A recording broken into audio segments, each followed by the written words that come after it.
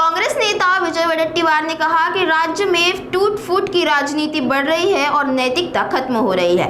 BMC fund में भेदभाव का आरोप लगाते हुए उन्होंने समान विकास की मांग की। बारामती पर फैसला हाईकमान के निर्देश से होगा, जबकि ईवीएम जांच में फैसले का उन्होंने स्वागत किया। कर्ज माफी और फर्जी बताते हुए किसानों के लिए पूरी राहत की मांग की और बाकी विवादों को आंतरिक मामला बताया। आइए एक नजर डालते हैं विजय वडेट्टीवार के विस्तृत बयान पर।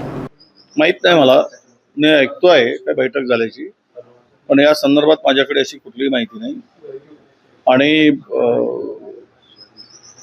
या संदर्भात काय तो त्या पक्षाचा अंतर्गत संबंध आहे आणि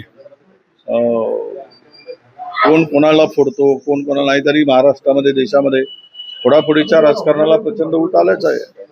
फोडा तोडा मोडा जोडा राजकारण हे सगळं आता अलीकडे याला नैतिकता नीतिमत्ता काय राहिलंच नाही। त्यामुळे कोण कुठे जावं, कोण कोणाच्या मांडीवर जाऊन बसावं आणि कोण कोणाला डोक्यावर घ्यावं आणि मग डोक्यावर घेऊन कोणी पुन्हा पायाखाली तुडवावं, हे सगळं राजकारणात अलीकडे एक फॅशन झाली आहे।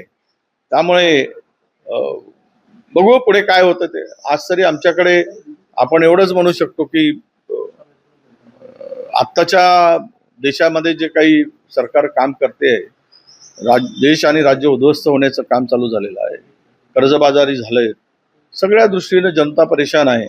अशा परिस्थितीमध्ये ज्यांच्या डोक्यात हा विचार येईल त्यांना ईश्वर सद्बुद्धी देईल।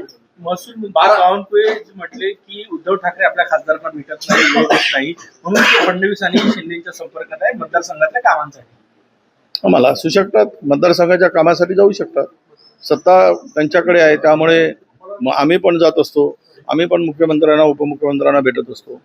त्यामुळे मतदारसंघातले कामं असतात, कामासाठी जाणं गैर काय।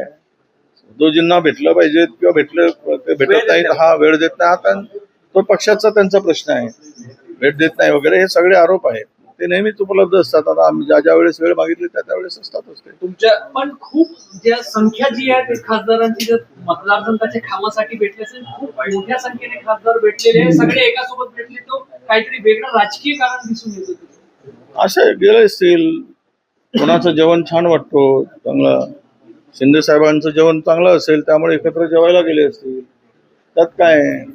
आता ह्यावर काय अधिक भाष्य करणं आजच्या स्थितीमध्ये ते उचित होणार नाही। पण मला एक लक्षात आणून दिलं पाहिजे की सगळे महाराष्ट्राच्या की आज तरी अशी कुठलीही शक्यता मला दिसत नाही। गेल्या काही दिवसात ठाकरेचे खासदार जे आहेत ते एकनाथ शिंदे यांचं कौतुक करताना दिसतात, उद्धव ठाकरेंच्या समोर सुद्धा। एकमेकाचे कौतुक सगळेच करत असतात, त्यांचे व्यक्तीचं उद्धवजींचं कौतुक करत असतात। आत्ताची परिस्थिती पाहता ज्या पद्धतीनं शिंदे साहेब अस्वस्थ आहे, सत्तेमध्ये असून सुद्धा त्यांचे अनेक मंत्री अस्वस्थ आहे, ते पाहता पुन्हा एकमेकाची तारीफ करून एकमेकाशी जवळ येणं हे चांगले संकेत आहेत असं मी मानतो।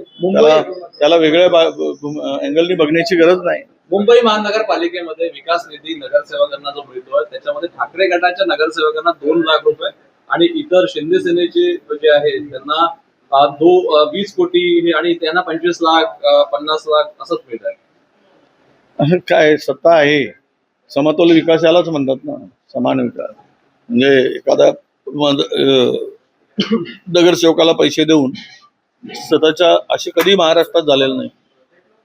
यापूर्वी सुद्धा मी अनेक उदाहरणं सांगितले की ठीक आहे, निवडणूक राजकारणापुरती आपलं राजकारण निवडणुकीपुरतीच असलं पाहिजे। निवडणूक संपल्यानंतर हे सगळं विसरून सर्वांना विकासाच्या दृष्टीने मदत करण्याचं धोरण सरकारने आतापर्यंतच्या केलं आहे। पण अलीकडे मात्र ही नवीन पद्धत महाराष्ट्रात रुजलेली आहे की विरोधी आहेत तर त्यांना पैसे द्यायचे नाही, त्यांच्या मतदारसंघाचा विकास करायचा नाही।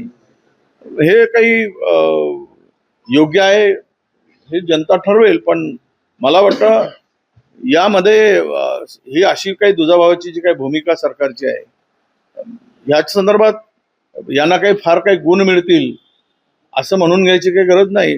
लोक याचा विरोध करतील।